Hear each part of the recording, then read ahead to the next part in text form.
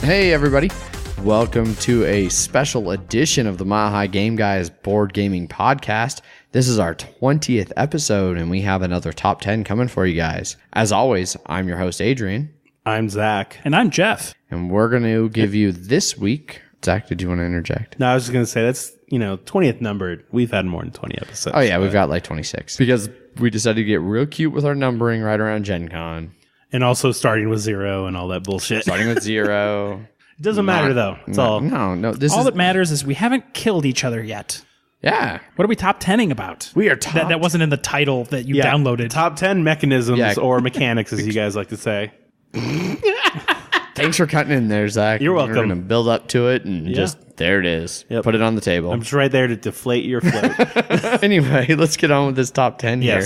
So we're going to discuss top 10 mechanisms / mechanics that we all like in board games that we kind of look for or that we really enjoy playing in a board game. Did you have any specific criteria when doing this? I did not. Okay. Mostly because I'm going to be honest, I was just swamped busy the last 2.5 weeks. And although I've known this was coming up, I did not have time to really sit down and think it out nearly as well as I would have liked. So no, the biggest thing for me is I looked for games that I really enjoy playing. I took a little bit of time when I was first kind of coming up with this. And I was thinking about games that I enjoy and what do I enjoy about them. Right. And that led me to probably 7 out of 10 of my list. And then I was struggling a little bit. And so then I jumped over on Board Game Geek and they've got an awesome list of what they consider all the different mechanics / mechanisms. You're welcome. Thank you, Jeff, for sending that to me. And a lot of them, I didn't know what the hell they were. Right. They break things down. But the names of those things that we've done a million times, I never would have thought that that's what that's called. Yeah. Right. Now that makes sense. And so I would click on ones that I knew were ones that I were associated with games I liked. And then I just click the rank and see how they popped up and be like, okay, well, I really enjoy all 7 of those games that are top ranked on that category. Mm-hmm. So I take it that means I don't hate that category.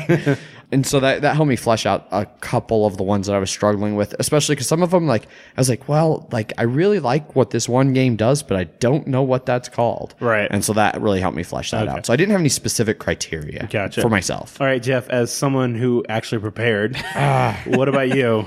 I have about 11 different ones. One's going to be an honorable mention.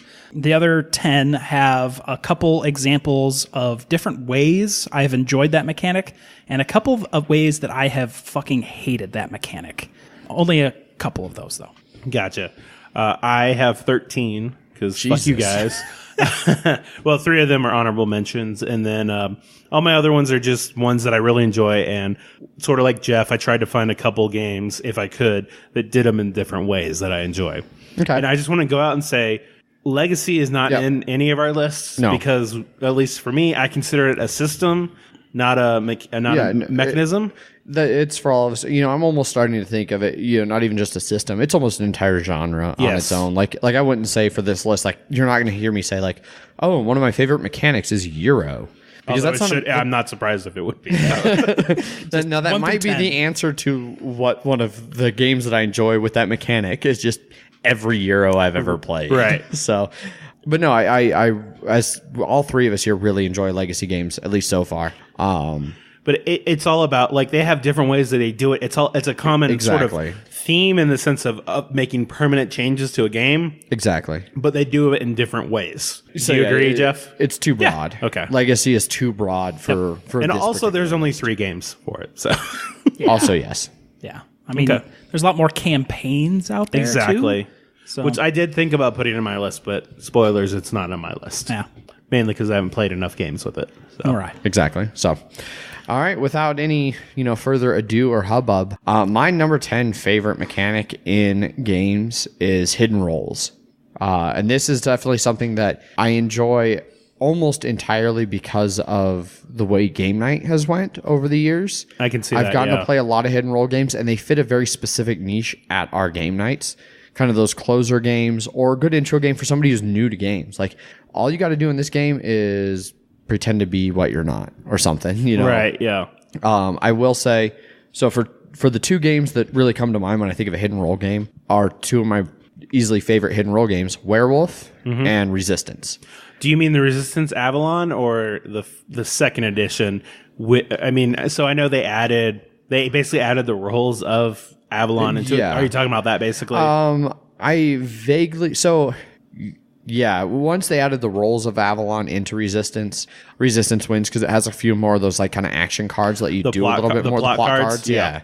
Otherwise, initially, and Avalon was the first one I played, and so I really fell in love with stuff like the Mordred and like some of the hidden roles that did a little bit more to affect the game versus just pure good guy, bad guy. No, that makes sense, yeah. And that's one of the things I love about Werewolf, especially, we played Ted Alsplotch's like Ultimate Werewolf. Ultimate Werewolf Deluxe Edition is my Kickstarter one. So yeah. Yeah, and so it's got like, it can play up to 64 in theory. 68. Which is... Yeah. No. We don't play it that big. Convention scale. Yeah, no, still no.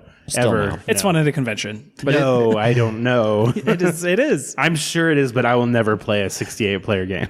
But basically, I like there to be a lot of hidden roles. I don't like it to be just good guy versus bad guy, which is one of the things that I actually, Secret Hitler is one that, although I've had fun playing Secret Hitler, it's just essentially liberals and Nazis and then Hitler. Right. And I like there to be a little bit more nuance. I think that comes from the board. Yeah, I can see that, but there is still something refreshing about just being a villager in Werewolf because you're like, I don't have to worry about anything. No, I despise being a villager. For whenever I'm like, I don't have to worry about anything. I can just focus on what other people are doing. Nope, screw that noise. Okay. I always want to have some kind of information, and as a villager, you want to be special. No then. information. You can't handle not being special. It's not even about that. If as a villager there was some kind of a thing where like you get to know something, like if he wants to be special. No, like because Masons aren't special in that game. They do. They get to know someone who is not a werewolf. Unless there's anything that isn't a werewolf or anything that isn't a villager. But anyway, we should probably get on to the second game. So that's my number 10. Hidden role is one of my, and it's entirely because of the game night. That's and understandable. The way hidden roles fit into our game night. Gotcha. I think that's the only place I've really played a lot of hidden role stuff. Yep, same here. I never played them outside of game night. It's a very social atmosphere. Exactly. And I think that helps it. So. Yep. Jeff. My number 10 is player elimination. This is number 10 because it is my most love-hate mechanic. That's a bold strategy, Con. Let's see how it plays out for him. So I hate player elimination when it's sudden. Like, you drew this one card and you're out of the game. I feel like you're speaking about a specific sort of game. Well, maybe it's some sort of trail. Oregon Trail, the card game. Yes. If you play with 2 players, you play with 6 players. There's 4 fucking just like draw this card, you're out of the game. That's one of my most hated mechanics. But something like Hit Z Road, which we played last week, you can get out of that game, but you at least had a chance. You tried as much as what you could with what resources you had. There's a couple good examples of player elimination, which can get super broad. So I did a lot of tabletop wargaming. Right. That is almost entirely player elimination. You are one-on-one trying to fuck up that other person. That makes sense, yeah. But see, does that count as player elimination? Because the game ends when one of those 2 players is out. Like that's still play. I mean, I see where you're going with that, Adrian. I feel like player elimination is you can be knocked out of the game. Player yes, you can absolutely do multiplayer. So then I would agree that becomes... but you could also do unit elimination as that player elimination where you are competitive against another player to try and eliminate them out of the game, which isn't the always objective of it, but will make everything that you need to win easier. I agree. I can see where you're talking about, Jeff. Yeah. That even if it's 1v1, like knocking someone out of the game, I can buy that. See, but it just also happens to coincide with the game ending. Yes. Right. A slightly better example, Blood Bowl. You can't think of your team versus their team. You have to think player on player on player. See, I still don't think of that as player elimination, though. Just because some of your guys get knocked out. That's not player elimination is a game like Monopoly where somebody can go bankrupt an hour into the game and then everybody else sits around playing for 2 more hours while that person's just stuck off to the side doing I think that's also correct. Yes. But you'll have to fight with Board Game Geek, who has every single one of my wargaming things under player elimination. Yeah.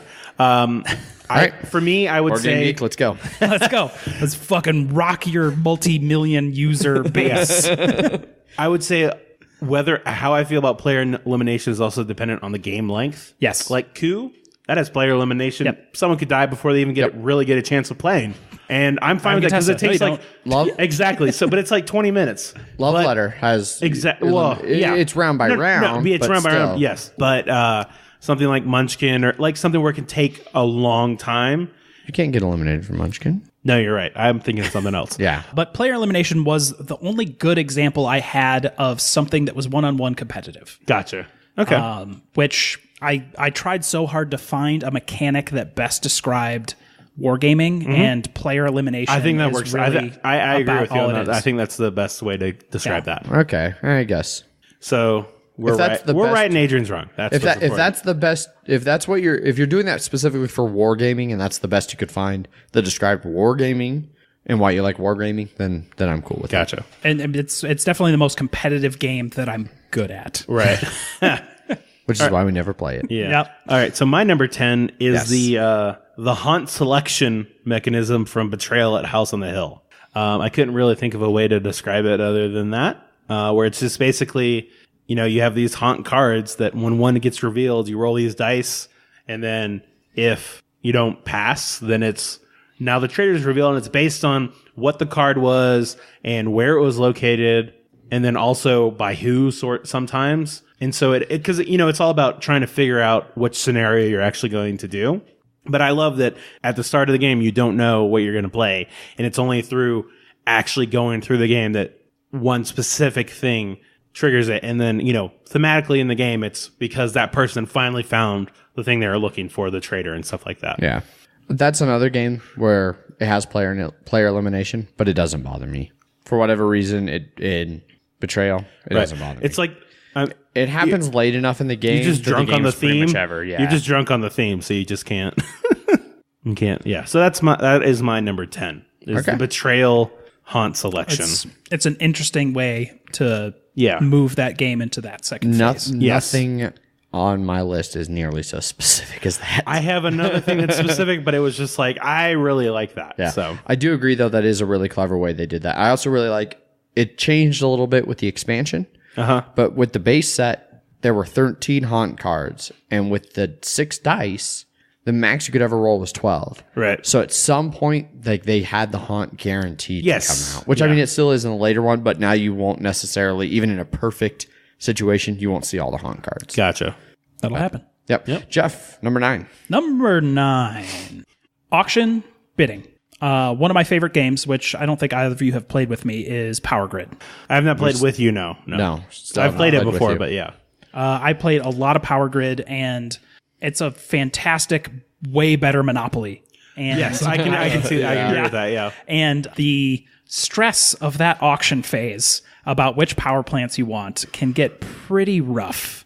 There was a lot of cursing, hitting once. I was not the hitting person. I got hit. Okay. I'm a big fan of auction and bidding because you just always have to stress your resources to their max to where you think you can still be effective in the game. Because if you blow everything, it's over. Unless that thing that you're getting is going to be like, I win the game. Right. No, that makes sense. Isle of Skye is another one that I enjoy. Very different bidding mechanic where it's hidden bidding. And it's not as much as a bidding as you're setting a price. Yeah. But it is still the same mechanism, but it's still, I set a price. Auction. Are you willing to pay it? Yes. You are, then give me that money. Otherwise, no. Indeed. Fuck you, Adrian. Yeah. Aww. I mean, just in general. So, yeah. It's not about Isle of Skye, just in, yeah. Yes. Yeah. Auction, bidding. I love it. Nice. I definitely just, because that is a mechanic that I really do like, and I think Isle of Skye does it great. Another game I've heard does it really well that I have not yet gotten to play, Castles of Mad King Ludwig. Yes, it does. So that one is basically you set one person is the master builder or whatever it's called, and they set the price of all of the token or all of the tiles that that everyone else is buying. So for that one, it's just like you want to price it high enough. Like if I think you really want this one, I want it high enough to where you'll pay me a lot of money, but not too high where you're just like, I don't want to pay it for it. Yeah. So and the one that you as the master builder want, you have to price high enough that no one else is going to buy it, but not so high that it's going to screw you to buy it. Also true. Yes. So it's very. I've heard it's really interesting. I really would like to play Castles. Zach, you're number 9. All right. Oh, we have our first crossover. Hidden Identity / Traitor and stuff like that. There it is. So the two games, or technically the same game, the one game I picked was the Resistance Avalon / second edition with the rolls. And that one is specifically because it's not, like you said, it's not just good guy and bad guy. It's bad guy, but like super bad guy, and good guy, but like a really good guy. But if the bad guys find out who it is, then you're fucked. Sort of thing. Merlin. Yeah, Merlin. And then there's also Mordred, who appears as good to Merlin and stuff like that. So I like that it's not just these are good guys and these are bad guys. And so the super bad guy wants to play it good until it matters. It's like, and also Secret Hitler, like you were saying. Hitler wants to play good until the opportune moment comes when you're bad. So I like that you just aren't playing good or bad. Like there are levels that you want to do. Yep. So you would also mention Traitor. Yes. Which I don't think we talked about with Adrian's. No, but I mean, so technically for the Resistance stuff, like that, it's not so much Traitor. Like Betrayal has a traitor who, people playing against the. I'm more thinking like Dead of Winter. Yeah, that's what I was about to say. Yeah, Dead of Winter. And not to spoil it, let's move on. Okay. Those for me, I consider role games. Yeah, like just roles in a game, and they're hidden, so people don't know. So that's my number 9. All right, my number 9 is one I couldn't find it. It's not on Board Game Geek, and I struggled with like how to characterize this. And there's one game, so this is the closest I have to like your one game mechanic, and it's character progression. And the one game that I think does this fantastically well is Zombicide. I love the mechanic in Zombicide where as your character kills zombies, you gain experience points, and then every so often you level up. Like I love RPGs and video gaming and pen and paper and stuff. I like that concept of leveling up and getting more powerful as you go along. Last week we talked about this a little bit in Mechs vs. Minions, like that you start off feeling like you're just driving in circles and you end up all powerful. I really like that kind of character progression over the course of the game. Yeah, I would say character progression is a good way to word that. Yeah, and there's not a lot of board games that do it well. Another board game that does it in all by its slightly different way. So Zombicide, you progress over the course of one game. Like you start off in blue and get ridiculous, and then you can ramp up, especially with like when you start having everything in it like I do. It's not uncommon for people to hit like double red and triple red. Just ridiculously powerful. But one that levels up, Pandemic Legacy. I have really enjoyed how, as we've played, our characters have gained not only benefits from like leveling up, but scars and things that are negatives. Yes. So it really feels like our characters have evolved. They're becoming over the characters. Course of this They're not campaign. just exactly. That makes sense. Other games that did it differently, but not that I didn't like as well. Those are two that I really like how they did it. We also have played 2 different sets of Pathfinder the card game. Those ones you kind of get that feeling. For me in that one, it's too abstract. You don't feel it's no character sheet. It is a character. You do have a character sheet. Yeah. I would say that maybe it takes longer than you would like because it's over an entire campaign and you're slowly building it. Would you say it's that? It takes too long? Well, then both with Zombicide and Pandemic, I have felt like as my characters gotten more powerful, they've legitimately gotten better. Like, whereas in both versions of Pathfinder, I felt like right when I was really getting ready to rock, boom, game's over. It's done. Campaign's over. We've won. I can see that. I always wanted to play like 2 more missions where I was like just stomping. But yeah, so character progression. Okay. I really like that in board games. Yeah. I don't see it very often, but when I do, I appreciate it. I can understand that. Number 8. Number 8. That would be me. So my number 8 is drafting. So like card drafting and stuff. And so the one I chose specifically was Terraforming Mars. Yeah. And so the reason I like this drafting specifically is because when you're drafting those cards, that doesn't actually mean they go into your hands because you still have to buy the cards that you want. Money can be scarce. Yes. So, but not just that, but I can hate draft and I don't have to use the card at all. Even it makes hate drafting so much more effective in Terraforming. Because if Jeff is super space heavy and it wouldn't help me at all, it's super expensive, I can just take it and then be like, okay, I'm just going to throw it away. It doesn't matter. Yep. So I just agree. Yeah, I just really I do like the drafting mechanic, not just because like for Terraforming Mars and seeing 4 cards, you're actually seeing 10 cards, I believe, and then choosing the best 4 out of those, so to speak. So it shows you more of the cards. You can figure out which cards work best for your strategy. The other thing I really like about the drafting mechanic is, especially like in Terraforming Mars, but just in general, is instead of getting like a bunch of random cards, and this applies to a bunch of games like Agricola, Seven Wonders and stuff. Seven Wonders, you have to draft. Yeah. Agricola, like you can do kind of like Terraforming Mars has the option to just deal out a starting Is it mitigating the bad luck? Or mitigating the bad luck, but then also like you just said with Terraforming Mars, instead of seeing 10 cards, or instead of 4 where you see 10 cards? Yeah, so you see a lot more. So you have a better idea of not only what you can do, but what your opponents might be able to do. You don't know exactly, like, I don't know, I might pass on 3 cards, and I don't know which one you took or which one Jeff took, but I know that 2 of those 3 cards are potentially in play. Right. And so it helps me plan better for what my opponents might do, which adds just another layer of depth and strategy to the game. And I'd say it also, not only does it mitigate bad luck, but it also mitigates good luck too. Yeah. Because I remember I've had one 4 hand, just 4 furious. cards, and you're just like, all 4 of these cards are amazing. Can we just not draft this turn? I just don't want to draft. And so it's nice because I've been on the end of that, and also all 4 of these cards suck. Yeah, and these are hot garbage. Instead of one person having really bad and one good, it's just like, well, you get one good card, and then I'm going to get one good card too because it's going to come to me. Yeah. So that's drafting. Definitely agree. So for me, my number 8, and this is why I said let's move on a little bit ago. I'm sure it was. My number 8 is Hidden Trader, which I think is definitely a little bit different than Hidden Roll. Yes, absolutely. And my Hidden Trader game, it was mentioned just there, is Dead of Winter. Right. I think Dead of Winter really handles the Hidden Trader very well. I have never played it with the Trader. The one thing that I will say that, and this is, I feel like I just haven't played it enough. And I feel like if I played it, especially with the same group a lot, there'd be a way to counter it. But the way the turn order versus the starting player moves. So player order goes to the left, starting player moves to the right. Right. So if you're the trader, a very good strategy is to wait until the player just to your left starts.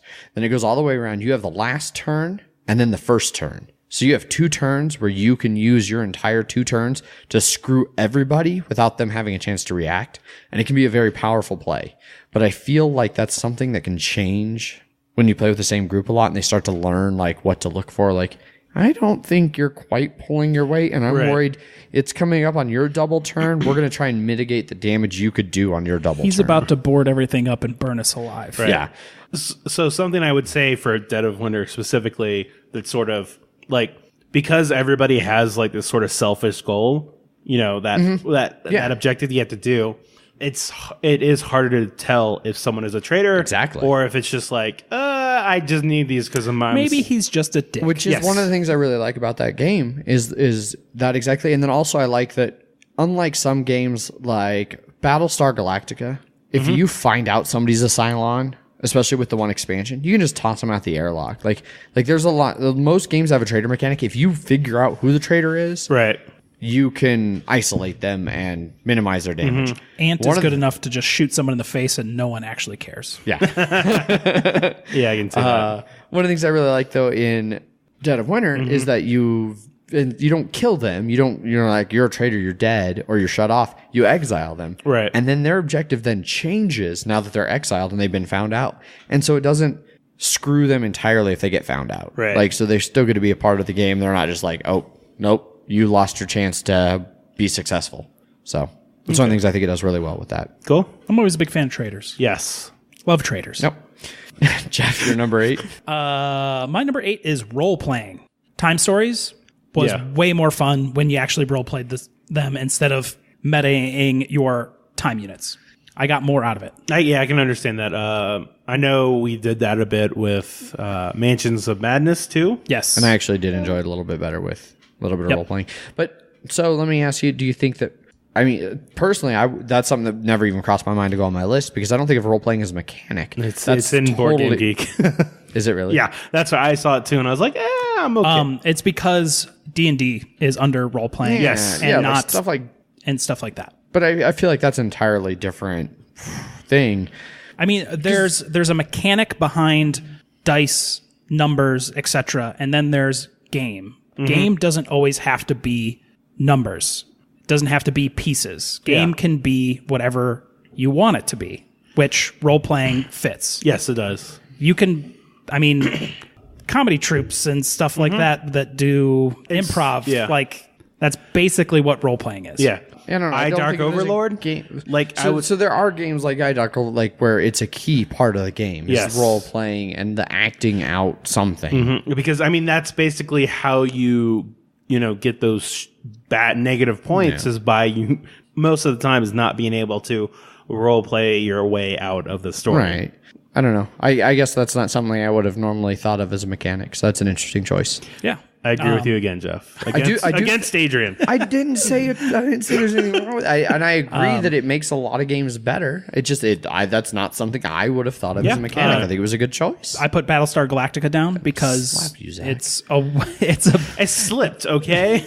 it's a better game when you play your role in Battlestar Galactica, whether you're a Cylon or not, because you have to keep that hidden from everyone else. But I mean, that's also a hidden traitor and all that kind of stuff. But, role playing was always a big part of my gaming experience before Dungeons and Dragons and things like that. Playing second edition wasn't always combat involved. I mean, there was a lot of talking to other people in character and stuff like that. And I've always really enjoyed that in games.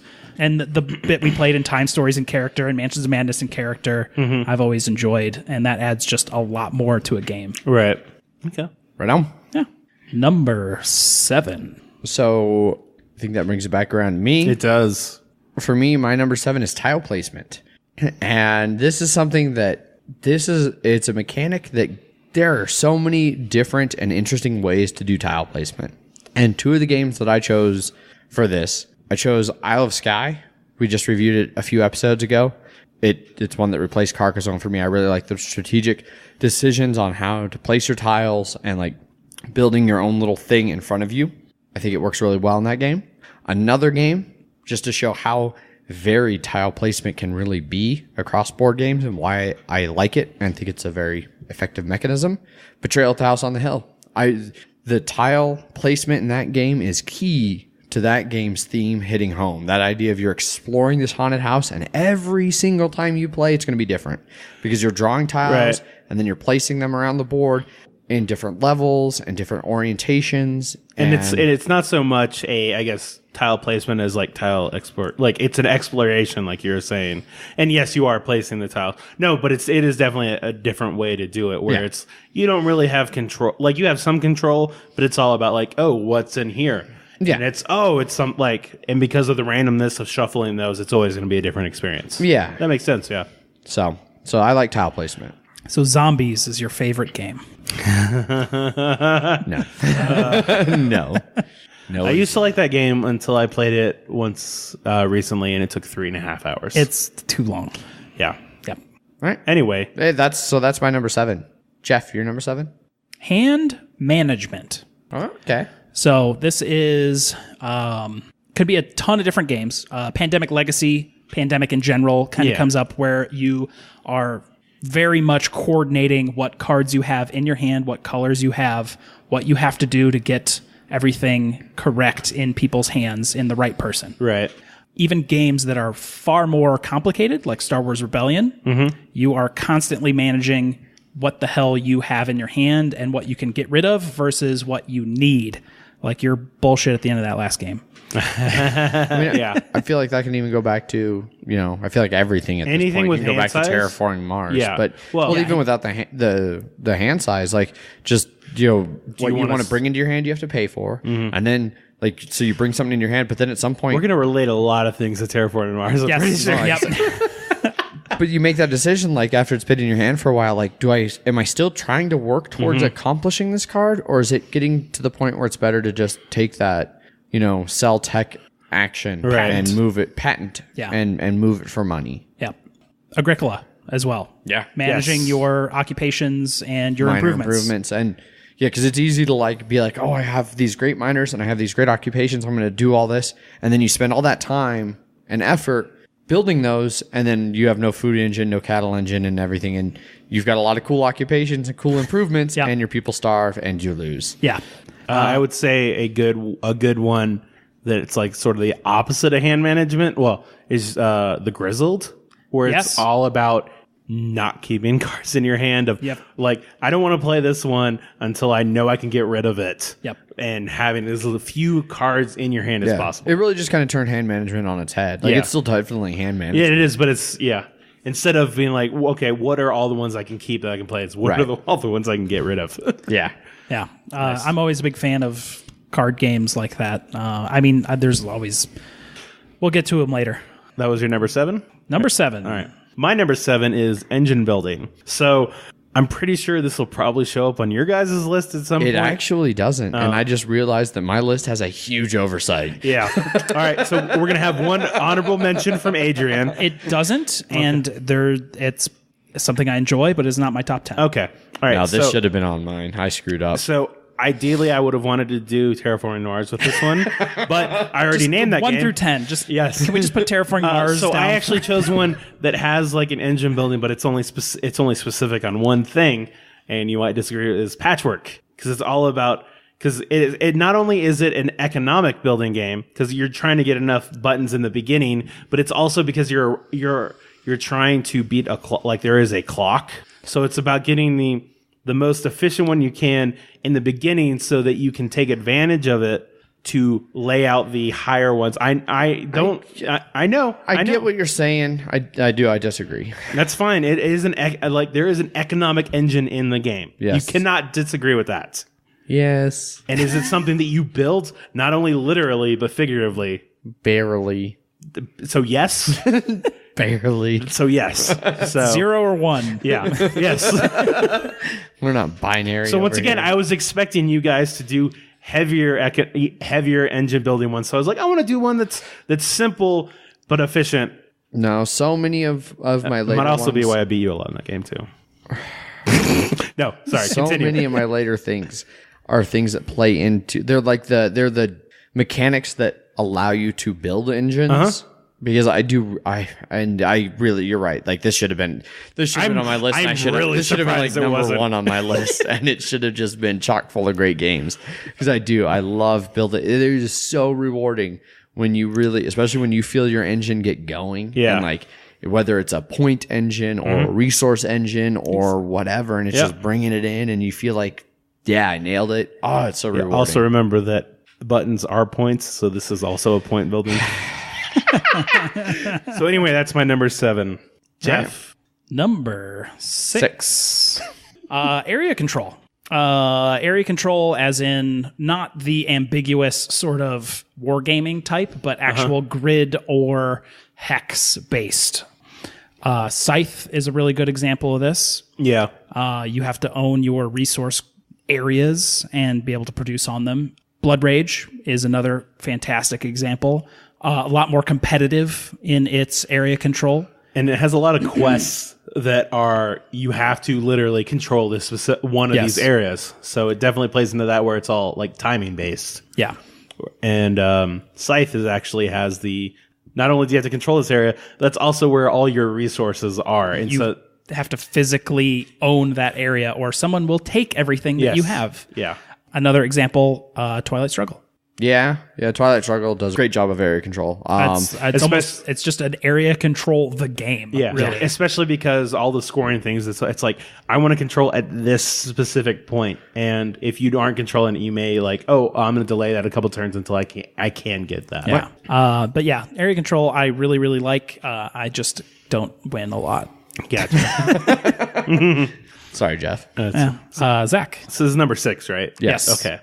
So mine is simultaneous action selection, which is a fancy word for it's for selecting your action simultaneously.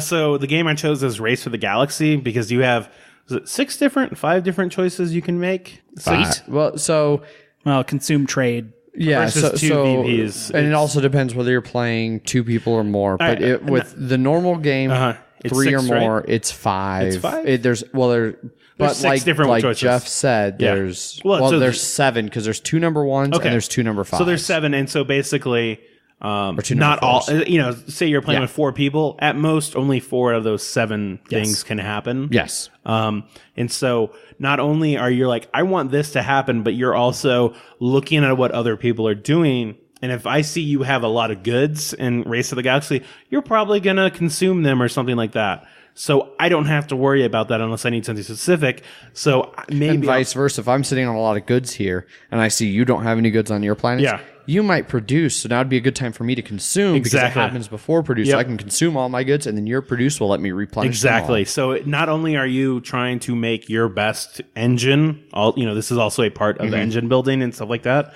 is you're also trying to anticipate what other people are doing and ride off of that to help your engine be more efficient through their actions. And when you choose wrong, you're like, fuck. The worst games of Race for the Galaxy are when like you're playing a 4-player game and everybody does explore. Yeah. And it's just like we all totally misread each other. Or like I have a decent amount of goods and I see you have a decent amount of goods.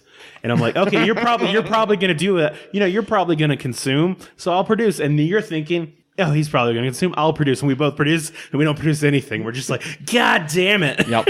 No, I do. Absolutely. And especially with actions that get you special stuff for you choosing them. So it's like you get to explore, but I get to explore, but with an additional card and stuff like that. Yeah. And any good, I think, action selection will let the person who actually chooses the action get a bonus. So that is my number 6. Awesome.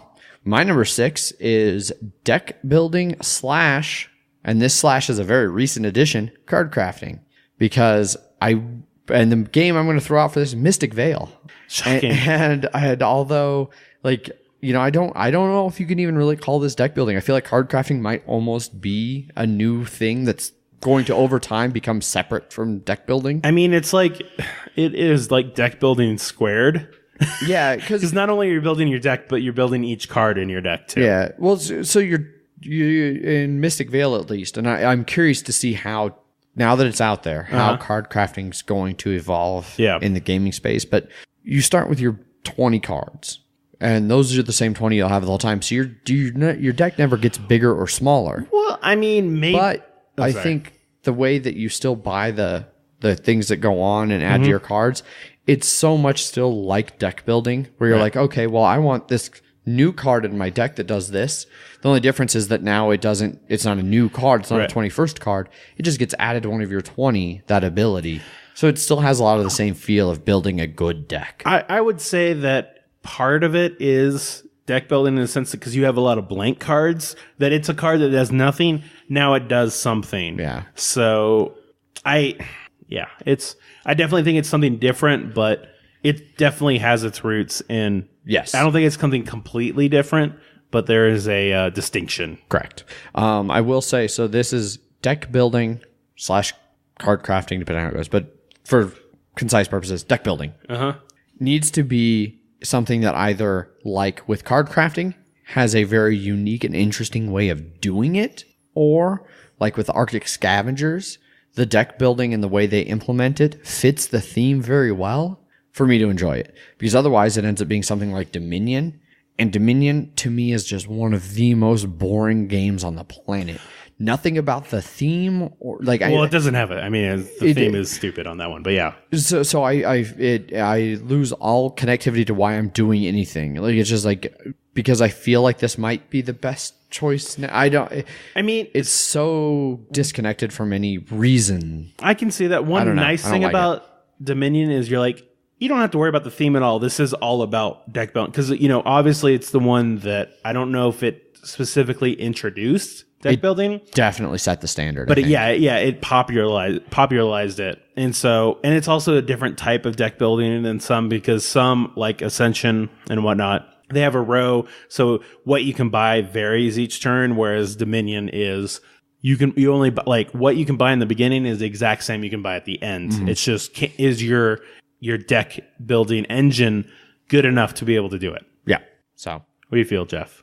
I love deck builders. All right, good to know. Yeah. Done. I'm sure we'll hear more about it. Yep, yes. You sure will. All right, so I think that brings us to number 5. Zach, why don't you start us off? There's this new thing called deck building. Oh! That is my choice. So the game I wanted to mention was Legendary Encounters Aliens. Oh, that's a good call. Mainly because it's a cooperative one. Yeah.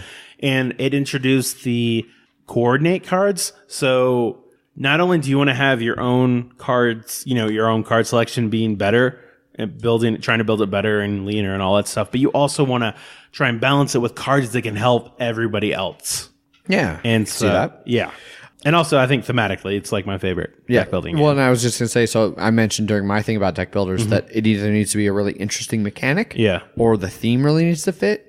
And I can't believe I didn't bring up legendary encounters because especially the alien, but it nails both of those. Yes. The cooperative deck building is a unique way of doing deck building. Yes. And man, it does nail that theme. God, you just play that and you're just like, I remember there were so many times where just like, all right, well, if we don't fucking die on this turn, we're going to win. And then, oh, I died. Fuck. All right, Adrian, as long as you died too. Jeff, it's only you. Just do it. And then you're able to do it. And you're like playing Ripley cards to be the last person. And you're just like, fucking, holy shit. It's just, every time I've played that game, it is amazing. I love that game. Yeah. You're drawing face huggers from weird places. Exactly. Oh, yeah. And you're just like, out of tents. People, you need to fucking kill this guy or else I'm going to turn an alien. But then at some point you're like, especially if you're an alien and the other person gets a face hugger, they're like, okay, well, you know what? Just don't fucking kill. I want to become an alien and kill you guys. Yep. And I also, I love that if shit goes south, and it's a variant technically, but you can just become against everybody else. Yep. So I have never played Alien. what? You never opened up any of those, have you? Still in shrink. God damn. All right. I mean, mine are still in shrink. I'm just gonna, I exactly owns it. I'm just gonna get mad. All right, Adrian, you just do yours now. All right. So my number 5 is resource management, Shocking. which basically incorporates Euro the mechanic. Every Euro I've ever liked. Yes. Some notable examples are things like Agricola, Le Havre, where you're trying to get this like empire going and get the back to the engine building that you mentioned earlier. You're trying to get this engine that will get you the resources that buy you the points or build you the buildings or whatever you're trying to do. It seems like if we had done a top 5, you would have cut out like 5 of yours and just written engine building because it would have just covered all of those. Yeah. You're just like, all right, this part of the engine and then this part of the engine. I really wish I could have just done Euro Mechanic 5, Euro Mechanic 4, Euro Mechanic 3. I mean, you're doing looking forward to exactly that. So no, I really like the resource management, especially when it's a game where, and this is one of the things I love about Le Havre, each resource has like an advanced version of it. And depending on what buildings and actions you take, you can transform them. So you can get a bunch of fish, and you can use those as food. But if you have a way to smoke them and turn them into smoked fish and then use them as food, they're even more valuable. Right. And so like I feel like it plays into that engine of advancing your resources through different phases and being able to manipulate what resources you have and what you're using them for. That makes sense. One thing I'd want to say off of that too is one that you mentioned earlier, Scythe, is that the resource management, there are physical resources on the board. And I love that about Scythe. Yeah. It's one of my favorite things about Scythe. I can't think of another game that you have to keep everything on the board. Yeah, you can't just stockpile it and then just make stuff near the end. Yeah. All right, what's your number 5? My Jeff? number 5 is worker placement, which is another Euro-esque It is. mechanic that will probably be coming up on Adrian's. Which is an incorrect term, by the way. Worker It's placement. action drafting. I mean, action drafting. Action drafting is the better term for worker placement. So, would what you do in Robinson Crusoe Yes. be called action drafting? Yes, it would. It absolutely would. yeah. I mean, I would say they're interchangeable, the terms. It gets Yes, a that's little what bit. It gets Once a again, little, Jeff, you and I agree. What? Boom. I Boom. said Fuck it you, Adrian. No. was. It's a little bit tricky because I believe a big part of what really makes worker placement / action drafting Is what the it denial? is the denial. But you can kind of still run into that a little bit in Robinson Crusoe if you want to be like the selfish guy who goes and explores the temple and you don't want the other guys We to... both shook our head when you said that, by the way. Pained. Crusoe. Crusoe. Robinson Crusoe. No, fuck you. I haven't gotten bugged about it in too long. I'm reverting to my old ways. My absolute favorite worker placement game is Caverna. Yeah. That is kind of my pinnacle and current favorite for that mechanic. Agricola for me, but Caverna, and this is You just haven't played it enough to know. well, no, and this is one of those things because I've thought about this since I played it, and although I like Caverna more in the sense that because it's not quite as tight and competitive, I don't feel It's not as punishing. it's not as punishing, exactly. But at the same time, because apparently I'm a masochist. Yes, you are. I love the punishing aspect You of do. Agricola a little bit more. So I feel way more satisfied when I do well at Agricola than I think I ever would when I do well at Caverna. Well, let's see what happens if you play I mean, more you've than only once. played it once. This is true, and I do want to play it more. Lords of Waterdeep is another one of my probably favorite light worker placement games. It is a perfect intro to that, Yeah. to like get somebody new into Yeah. a Euro worker placement kind of game. It is, but after playing a lot of heavier Euro and like worker placement games, playing that one, I'm just like, I don't know. It for me at least, it leaves a lot to be desired. Yes. That game, like for me, once I get into heavier Euro games, Have you played with the expansion, Zach? no, not yet. So I would like to try it at some point because it makes it a deeper game. But like when we played it at BCon, I was just like, Yeah. all right, I do this, I guess, because this is all I can do. All right, no, Yeah. Power Grid has kind of light worker placement because you're placing your power plants before someone else can. I mean, technically, if I you were get- talking action drafting as the mechanic, I would not say that Power Grid is part of that, but No. yeah, Definitely wouldn't. okay, I'm wrong. no, yeah, So, all right. So that's back to me again for number 4. So mine, and this is going to be the one where I mentioned in the pre-show that I had one that was going to be an A/B. So number 4 for me is A, variable player powers / B, variable player order. Because I feel like those really work well hand in hand. And I think one of the best examples of that is Twilight Imperium. you fuckers need to stop taking my game. I like that, and it can come up in a lot of other games. You can do, Puerto Rico's another excellent example of both of these mechanics, where each turn usually at the start of the turn, you pick something that you're going to do, and that's that variable player order. You're picking like, I'm going to be this thing that activates number 1. Especially in Twilight Imperium. Right. Because they even mix them up depending on which ones you play with. But so you take like, I'm going to do number 1 that's this, or I'm going to take number 2 that's a combat one, or number 3 that's a science one, and then those numbers dictate your turn order. So your turn order is going to be different around the table each turn, and what power each player gets to do is going to be different each turn. And I really like when those two mechanics are combined and meshed together, and I think Twilight Imperium does that incredibly well. Gotcha. I totally agree with that, but I think it's bullshit you put both of these together. Sorry, dude. Yes. So why don't we focus on order currently? Yes. Because somebody else's number 4 might match up exactly with your A. Okay.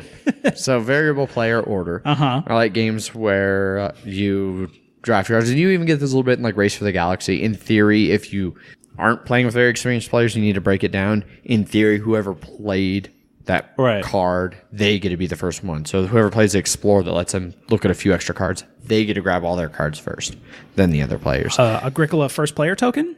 I mean, I guess maybe at a very technically, I feel like, but even then, it's still always going to go To the left of whoever. to the takes- left. So like, I always know you're going to go after me unless you're first play. So something that's not just clockwise, counterclockwise. exactly. Yeah, Yeah. so no, like Puerto Rico, Twilight Imperium, something where it What number you chose is what order you go Exactly. in. Yes. and it might jump all over the board, and those can be such a pain in the ass when somebody's not paying attention.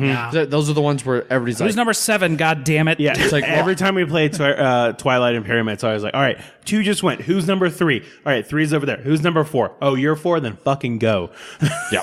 So, all right. So that's variable play order, I guess, for my number 4. Because then, Jeff, what's your number 4? Variable player power.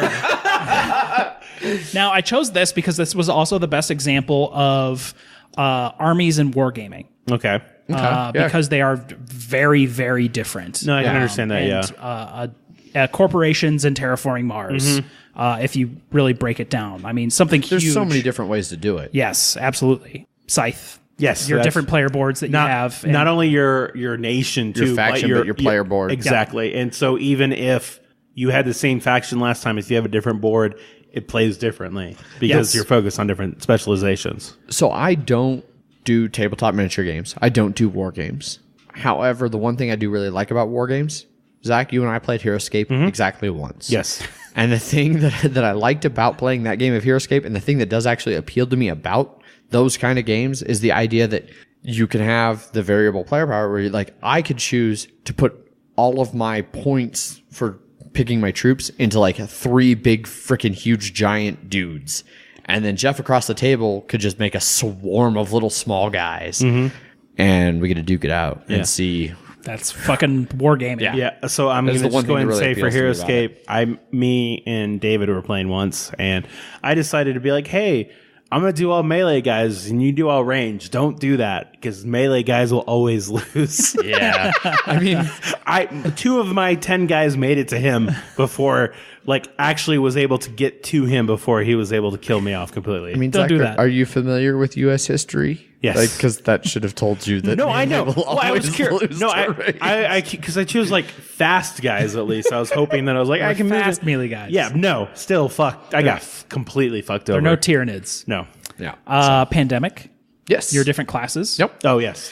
Actually, on light the example. player power thing, Pandemic Legacy is which granted is the top ranked game on all of board games. So anything that has a mechanic and it's number one. Yes. But yeah, I chose powers because, I mean, having not everyone on the same level, everyone with their own little advantages and disadvantages is something I love in games. Which I feel goes back to things like even like Zombicide, like character progression, Specializations like specialization, and- like moving along I mean, and things.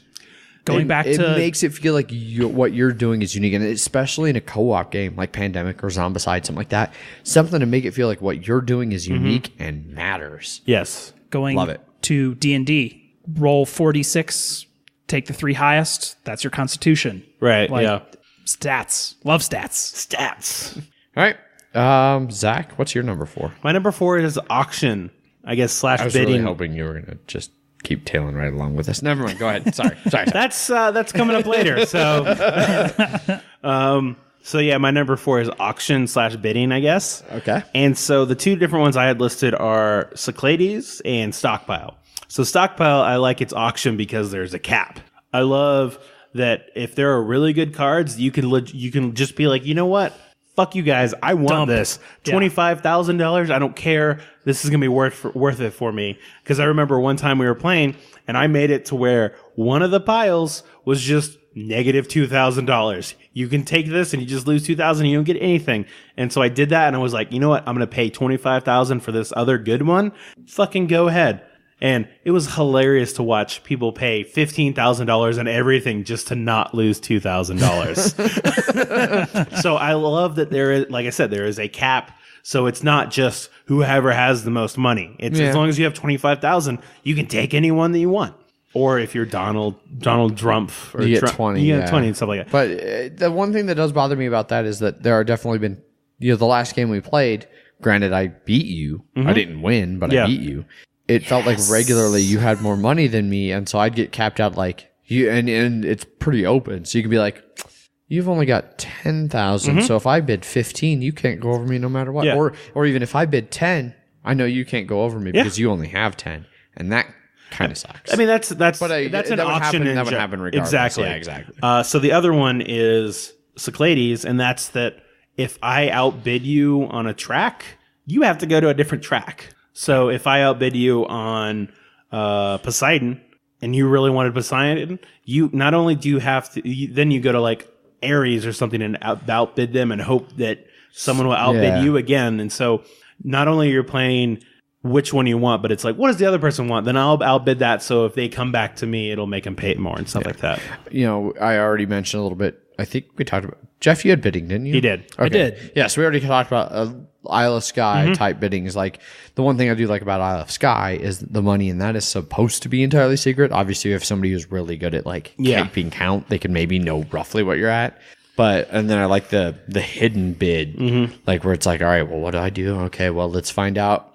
Oh shit, I way underbid, or oh shit, I way overbid. Yeah, I like that little hidden. No, yeah, exactly. To it that is more of for me, that's more bidding than auction. Yeah. So technically mine was auction, but I guess you could consider bidding in there. But yeah, Okay. So yeah, that's my number 4. And if you threw in bidding, skull. That's another kind that we didn't really hit on. I would say that's more bluffing. Yes. No, but you're still making a bid. I guess I don't know. For me, at least, like, it's same for Liar's Dice and stuff. There's not a lot of auction games that have bluffing in them. Yes. Yeah. So that's certainly part of it. Yeah. All right, so on to number 3. We're in the top 3 now. We're wrapping up here. We are. Hot number 3. Jeff, what you got for number 3? I have dice rolling for number 3. Oh. A lot of people hate dice rolling. Yep.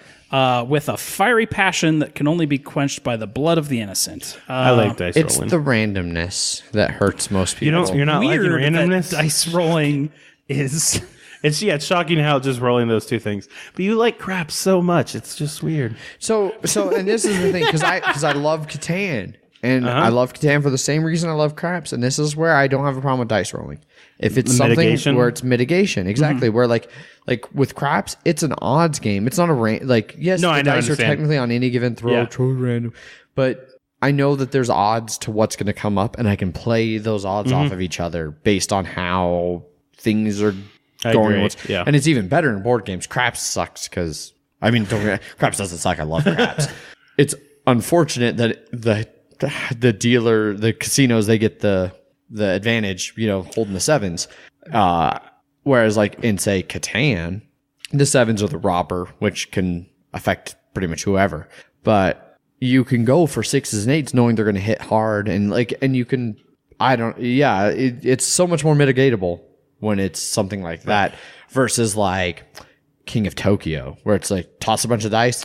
Yahtzee mechanics. Yahtzee mechanics, things like that I don't care for as much. So my examples. Sorry, Jeff, go ahead. So none of my dice rolling examples, because there are so many thousands and thousands of games that use dice rolling. I do not. I like King of Tokyo. It's a fun game. Yahtzee is not the reason I have dice rolling on my list. Right, yeah. I love games that use dice for combat. Right. Or skill checks. Mansions of Madness. Yes. Very unique dice. 8 D8s that have only like 2 success sides on them. But then also the investigation ones. You that can you spend turn stuff to make it more to your advantage. Twilight Imperium, your combats, it's all just D10s, and you're hoping you roll those fucking dice just right. Yep. Or that one fighter can wipe out someone's whole fleet. See, those frustrate me. The Twilight Imperium's one. That's one of my few things I don't like about Twilight Imperium. I love that. The combat is too swingy. Otherwise, other games like... And it's mitigation. Yeah. You want to That's what those texts are for, and that's what you go for the cruisers that have a 50% chance versus the fighters. And yes, dice don't always play in your favor, but someone has a lot of fighters, put out a lot of destroyers for an anti-fighter barrage. Some of the other ones you mentioned, I think, handle it better. Like, I like stuff like Betrayal. Like, your stat isn't like, oh, you need a 5 or more. It's like, you get to roll 5 dice. Special dice. Yeah, and they're special, in that one. So like you can have a better idea of like what you're actually realistically capable of. And yeah, occasionally you'll fail. And I guess Twilight's the same. Way. I don't see how that was different than Twilight. Twilight regularly feels so much more swingy than Betrayal to me. For me, it usually seems like anyone who is gonna win the battle usually wins the battle, and it's confirmation bias for me. I feel like Twilight's more swingy because I've had some really swingy battles. You have Rebellion, probably similar to Twilight Imperium. One of the main reasons I had it on here is Warhammer 40,000.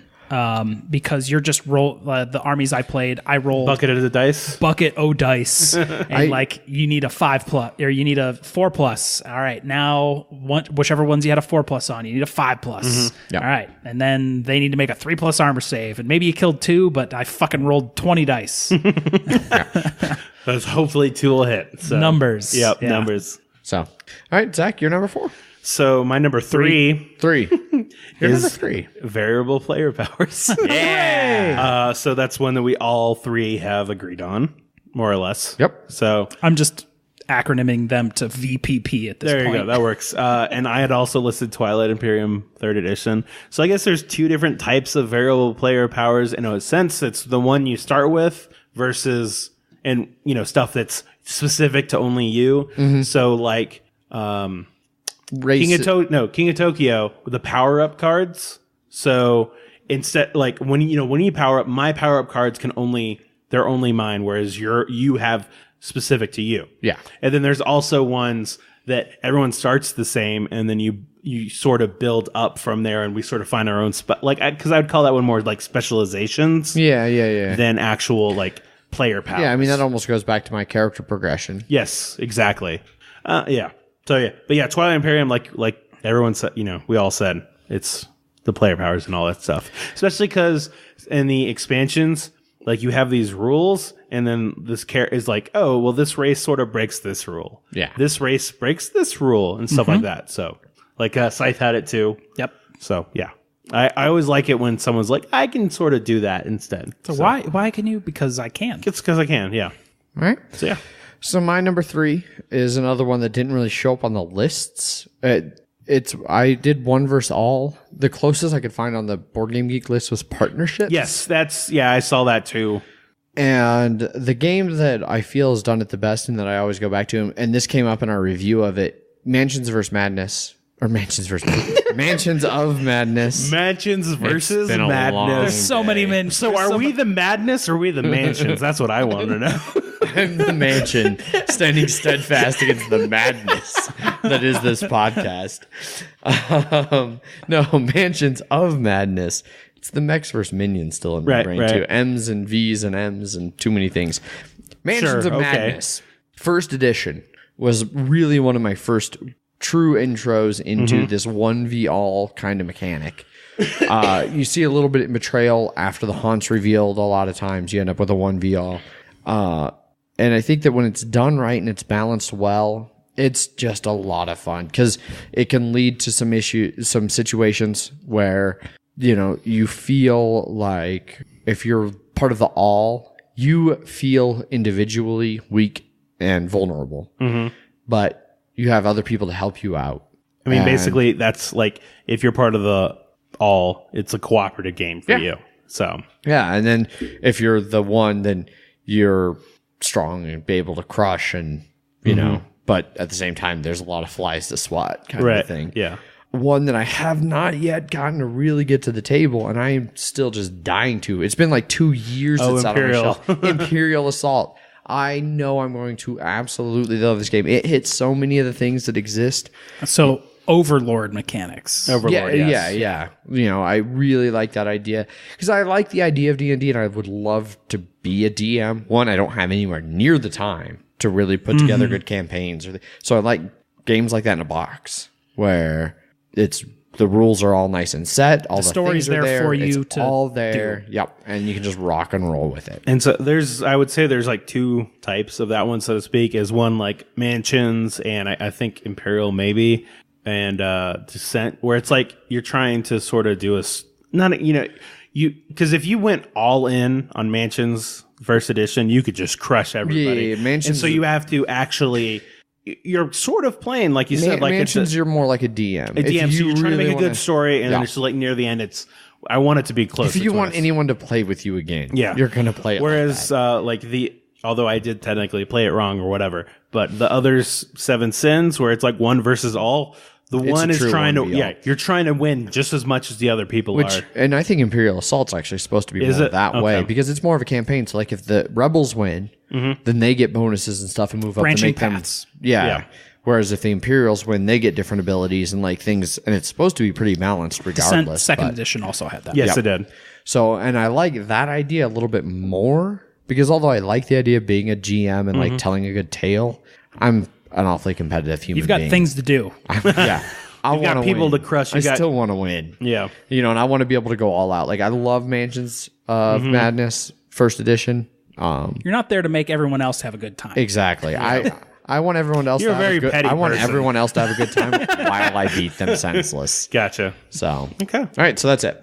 That's my number 3, Partnerships /1v all / Overlord mechanics. Number 2. So my number 2 is Bluffing. So the 2 games I chose for that are Coup and then Masquerade. So Coup, because there's I forget, 6 different roles? Five. And you can do whatever you want. You'd be like, no, I want, I'm like we always do. I'm the Duke. Start your hand. I'm a Duke. I'm just Duke. 3 can 10 people playing, 10 Dukes first 10 hand. Dukes, and you're just like, There's like you're 5. fucking lying. I know it is, but I don't want to call you off because there's penalties for me doing it. And then one of my favorite things, one of my top 5 favorite moments is playing Coup. The first time we played it was playing with Andrew. And it was just like, I'm the ambassador. You know, get to look at 2 cards and choose one. I wasn't an ambassador. Did it. I'm an ambassador again. Still wasn't an ambassador. 3rd time. I don't know. I'm not an ambassador. And then nothing again. 4th time. I'm an ambassador. Andrew, you fucking aren't. I was actually an ambassador that time because I finally drew an ambassador. And then, so I did that and I'm like, oh, he's probably going to get pissed off at me. I'm going to take a Contessa. And then next turn, well, I'm going to fucking assassinate your ass. Sorry, I'm a Contessa. Well, no, the fuck you aren't. I just reveal it. No, sorry, I am.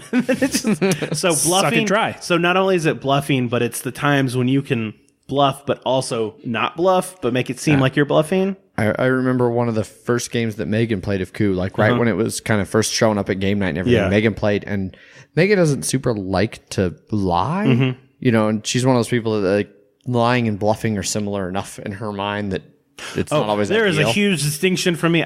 Same for me. Yeah. Same for me. But If anyone's played any game with me, yeah. and so she did one of the most amazing things that I've ever seen. And in her first game of Coup that she ever played, she didn't lie or bluff a single time. She was always 100% honest, and she won. That is one thing I like about that game is that you can play, like you just have to have the good cards for it though. You got to get a little lucky with your cards. But then But it's doable. So the reason I also included Masquerade is because a lot of times you don't even know what your card is, and you're just like, I think it's this, so I'm just going to say this because if someone else actually knows what card they are, and like so say you're I forget what their name, let's call it a bishop. I don't remember what they're called.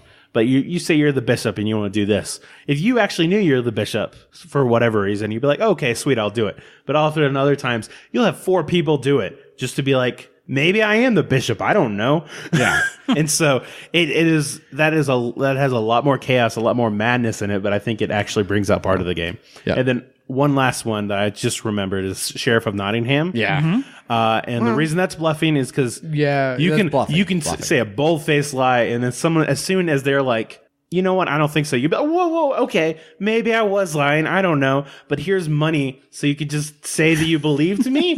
And so it has a way to, because you know those other ones, if you bluff, you immediately, if someone calls you on it, you're like, oh fuck. But you can be like, oh, okay, well here, I'll give you enough money to where you just let me keep my bluff. Yeah. And then also you can also be bluffing about that. And then they're like, fuck you, I'm going to open it. And you were actually telling the truth. And you're, motherfucker. Those are great when you Look at all those 5 chickens. Yeah, look at those 5 chickens. Going back just to touch it real quickly before we move on here, both Coup and Masquerade. Masquerade, actually, but Coup I thought about including on my hidden roll. Because you I thought do about kind that of have too. the hidden rolls, but I felt the bluffing is so much more a part of that I left it off. I actually had it there in the beginning with the hidden rolls. And I'm like, you know what? It doesn't matter what your roll is because you can just bluff whatever you want. And so that's what made me take off Sheriff of Nottingham, put those 2. But then I'm like, you know what? Sheriff is still a different one, so I will include it. Right. So my number 2 is one that was mentioned way, way earlier.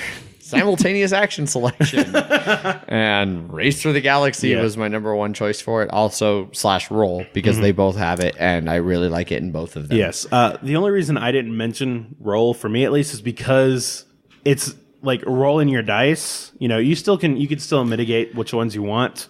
But usually if you have like fucking random simultaneous action selection. If you have like 6 settle or whatever, you're going to be like, oh, I'm probably going to want to settle. 'Cause, like, obviously there are ways to do it, but if the die might dictate which one you want to get more.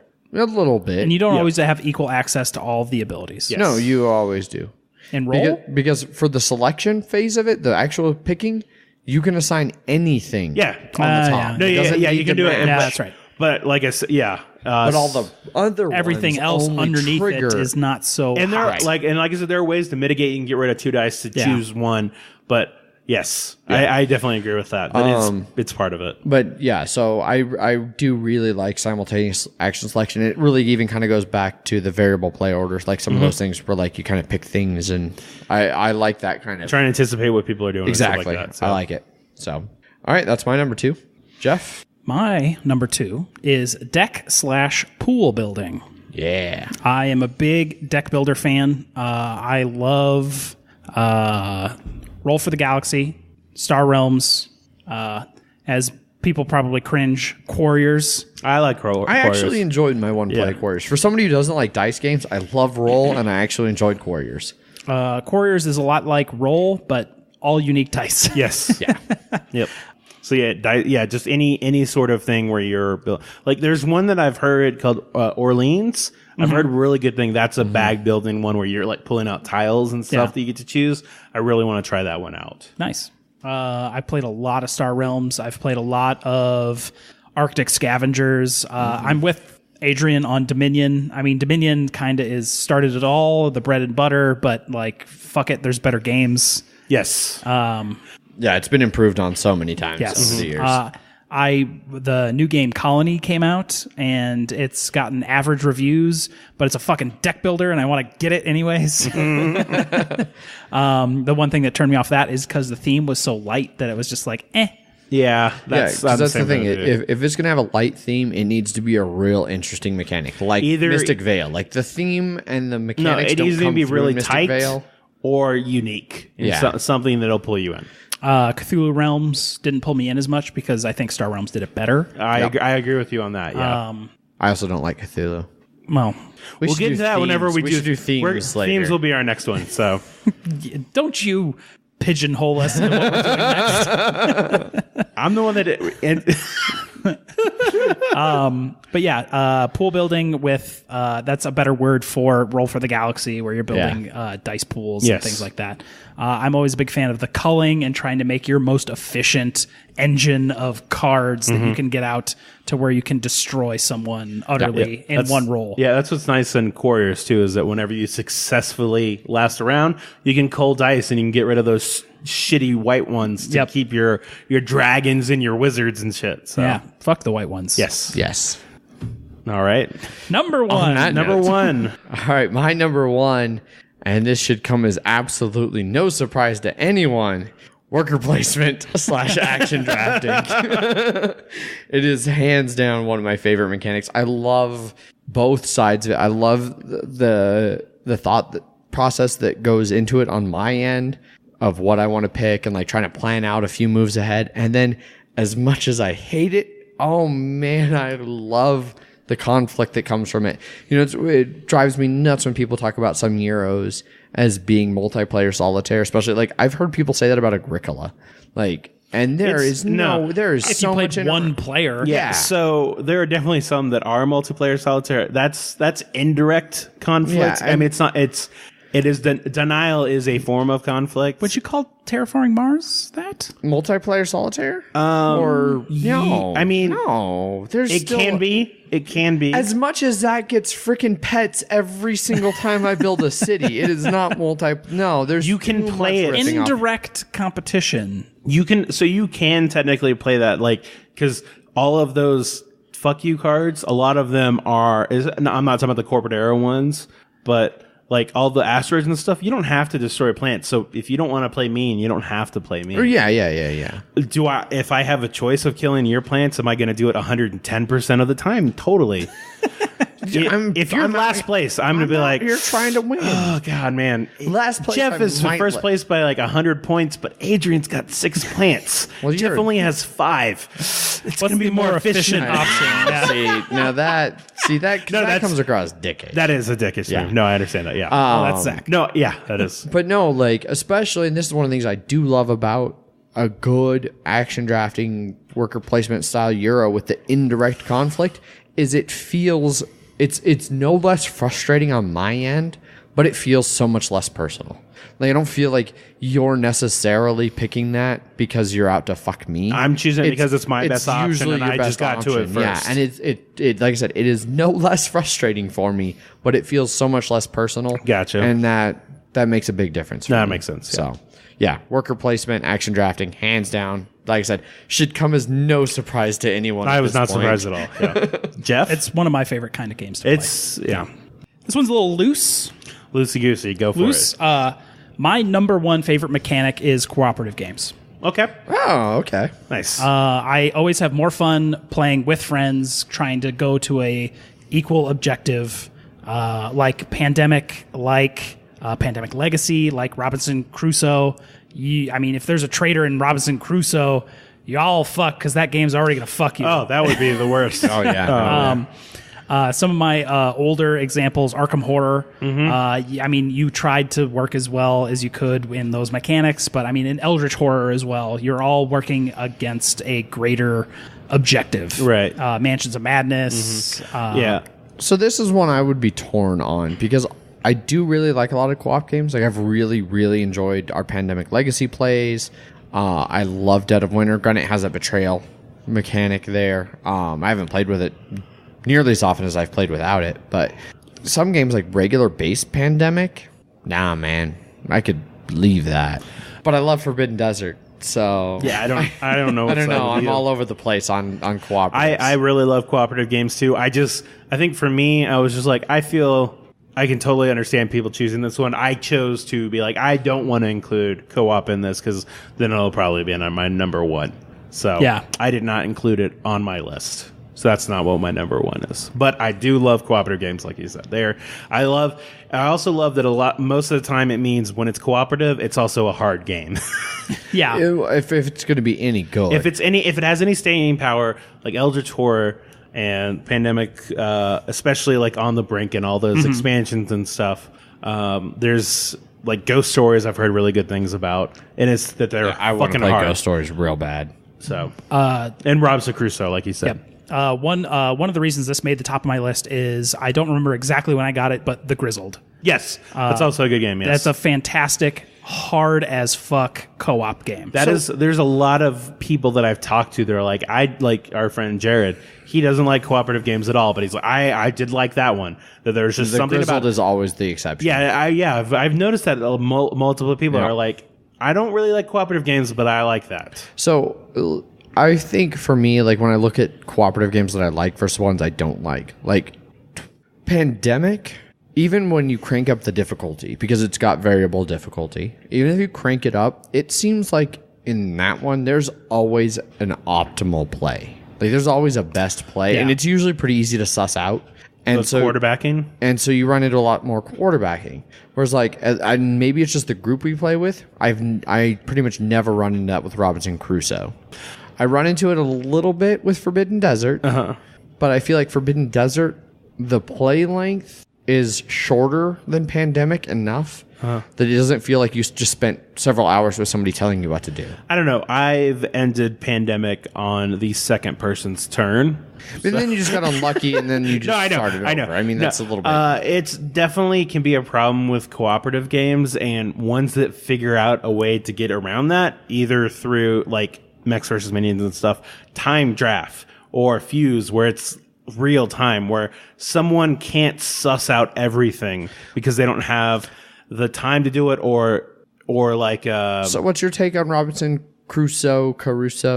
I mean, Caruso, if somebody wanted David to, they could Caruso. play all the roles if they like. But I've never felt in any of the plays I've done in that game where somebody was quarterback. It's always felt so much more collaborative. Well, I think for that, it's also like you said, it's just part of the group that we play with. We don't play Robinson Crusoe at game night. Do you feel like Robinson Crusoe is a game like I said, like with Pandemic, it regularly, almost every time I play regular Pandemic, feels like there is an optimal best like series of moves. Like, well, do this, then you do these four. There's a lot more hidden, sort of hidden stuff in Crusoe that because you're like, oh, I should do this. We should do this. We should do this. There's too many things to do in Crusoe and not enough time.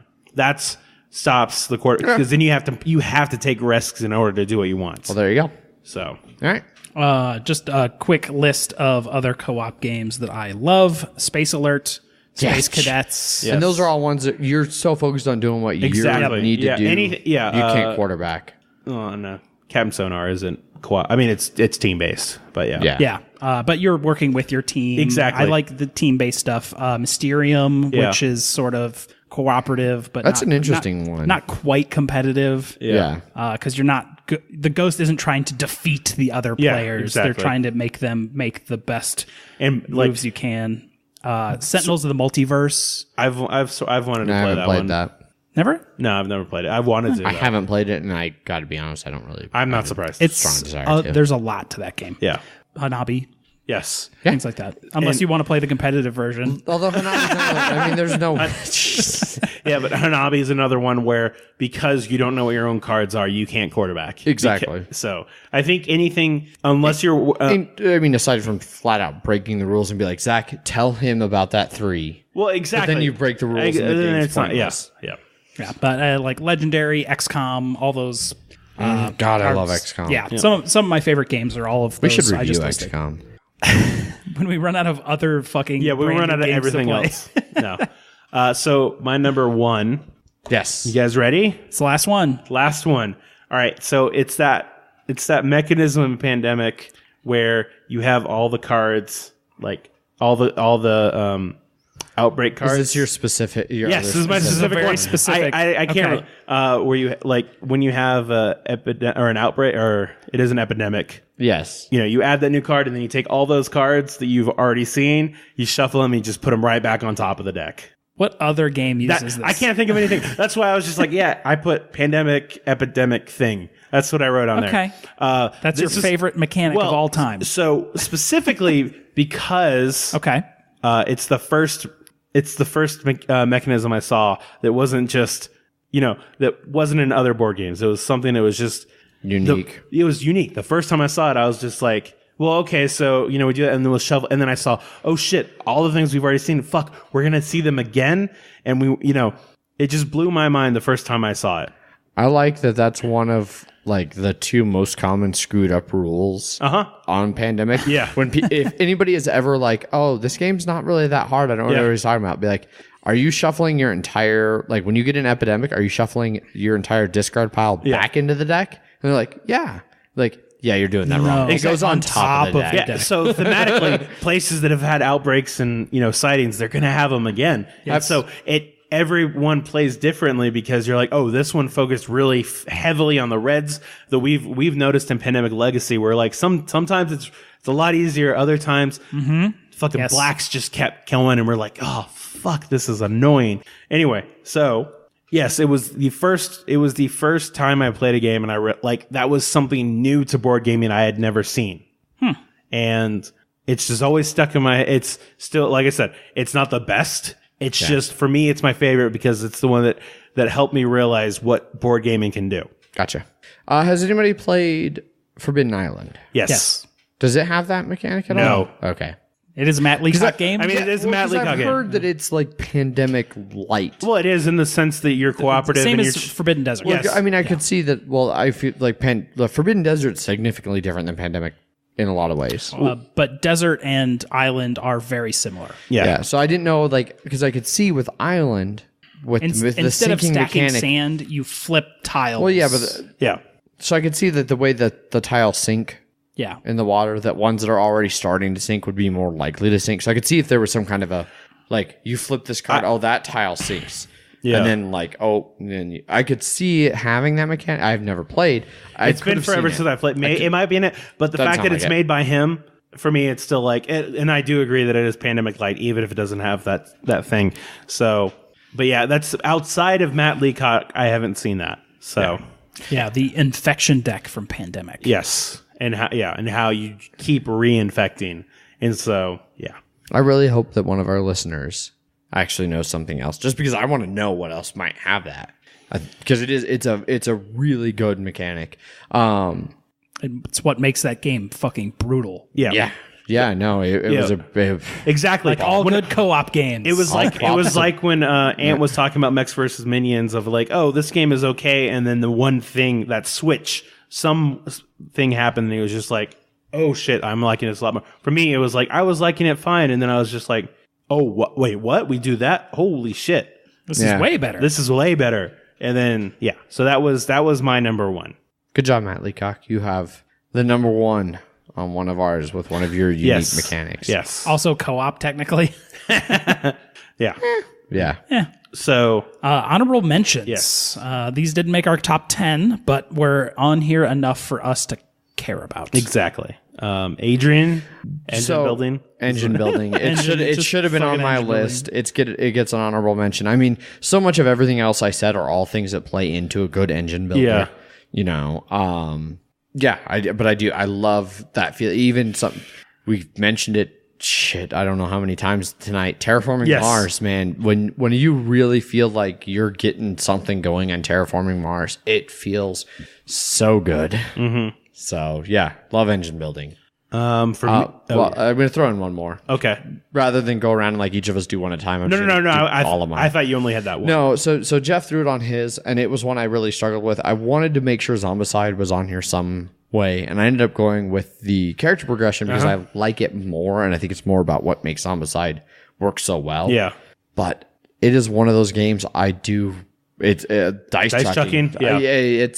I don't like it in most games, but the few games that I do, man, I like it. It is real satisfying occasionally, and like Zombicide, when you're dual wielding chainsaws with a bunch of late game bonuses, and you're just throwing 12 dice and killing 7 zombies. Yeah, because there's a shitload of zombies, and you're like, well, guess what? I got a shitload of dice for you, zombies. So I spent years rapid firing squads of Imperial Guardsmen with las guns at Space Marines. Exactly. Fuck Space Marines.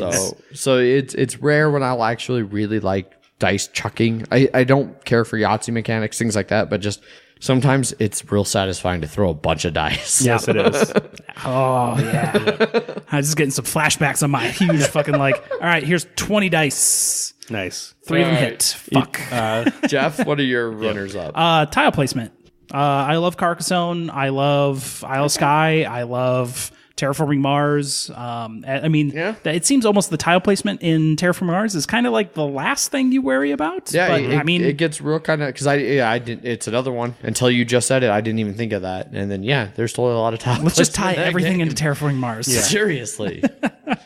I mean, engine building, of course, is amazing. And there's so many awesome things, but I think tile placement sort of rose to the top of things that I enjoy on certain games. And I mean, putting a settlement down in Catan, that's pretty fun. Well, and even like Carcassonne, it's a great entry to modern board games, like, hobby games. And it's all tile placement. Yeah. So. My turn now? Zach Schmo. Okay. Zach, what's your runners up? All right, so first one I have is card crafting. Mystic Vale. The only reason I didn't put it on here is because I do feel that it is different than deck building, even though there's that distinction. And also, like Dominion, there's only one game that does it. There's only one game that does it, and so I would like to see what other games can do with it. Yeah, I'm real excited to see what the hobby does with that. Yep. My next one is worker placement, and that's just I like it. I don't seek it out or anything like that. And I'll just go with Last Will because you fuckers named all my other ones that I had on here. I wanted Last Will. There's so many. It's a great game. I like Last Will a whole lot. I'm looking forward to reviewing that. So I'm looking forward to playing that. Mm-hmm. What's that? What is your honorable mention for Last Will? Just like the entire worker placement. The worker placement. Yes. On Last Will. Yes, because that one is also determines you're placing to get things, but also what your turn order is. Yes. So you're like, I don't really want as much stuff. No, I know. I'm just saying. That's why I chose this one. Yeah. Is because not only are you choosing what things you want, but the order that you want it. So, and then my last one is programming movement and Mechs versus Mini. I just haven't played enough games that have it. Exactly. It didn't even show up on mine because there's only been one game that has done it to where I really liked it. Right. So, and I haven't played Robo Rally or anything like that. So, Robo Rally is a lot of fun. And there's also, I've heard there's some other games that do it too. But like I said, Mechs versus Minions, the only ones I've played. So Formula D. What? The Formula One? No. That doesn't have not Formula movement. D. That maybe has some other Formula racing game. That is a good version of just a roll and move game. So. Yeah. I do like we haven't played that in a long time. No, we haven't. I played it a long time ago, and it was the really frustrating. old version. It's frustrating, but I like it. I did mod code. I have fucking crashed in the last turn. I have the newest one and a bunch of expansions because I have all the games. I'm a big Formula One fan. Gotcha. No, yeah, I can understand that. Yeah. But, okay. Yeah. All right. So those are our top 10s. This definitely was a short episode. Yeah, nice. tiny. Yeah, tiny. I'm sure nobody is sick of listening to this. Oh my god. Oh fuck. All right, we need to quit now. Yeah. So cut. So yeah, we're sorry for the long rambly nature of this episode.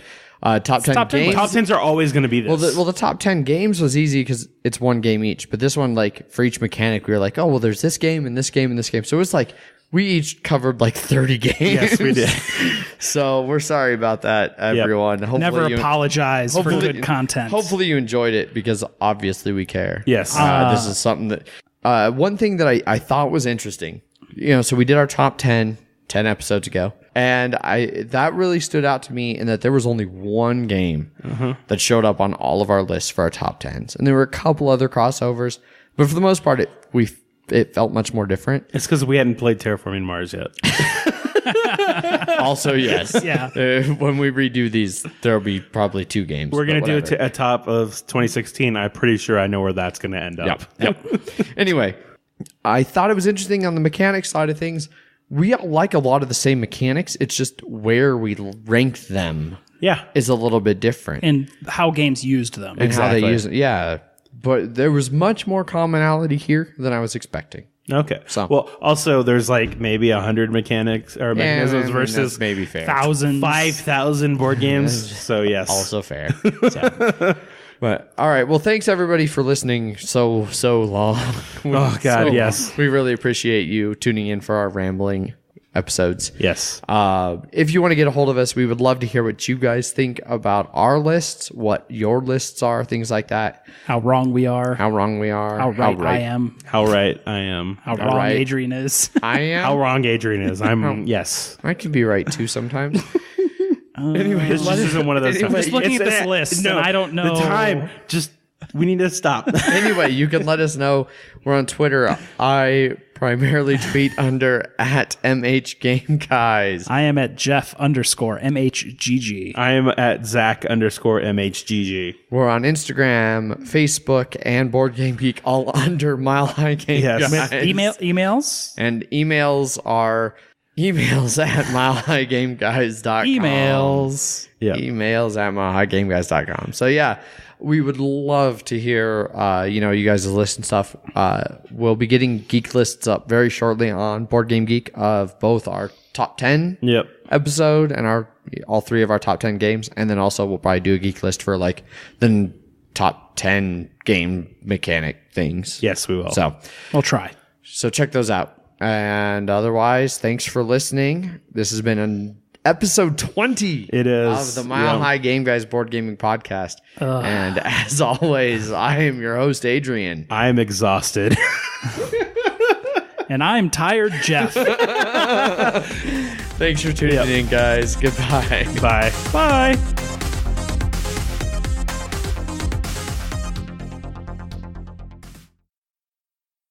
Jeff doesn't even know about the intro music because he doesn't listen. My friend made it. Yeah. So? You don't. Do you even remember what it is? Yeah. What is it? What, you want just me to like mouth the song? Maybe. I probably can't off the top of my head. Because all that comes to my head, us, Adrian. Yeah. all that comes to my head is the Giant Bombcast intro, which is bwomp bwomp bwomp bwomp bwomp bwomp bwomp bwomp. That is not us. Nope, that is not it. Nope. Not it.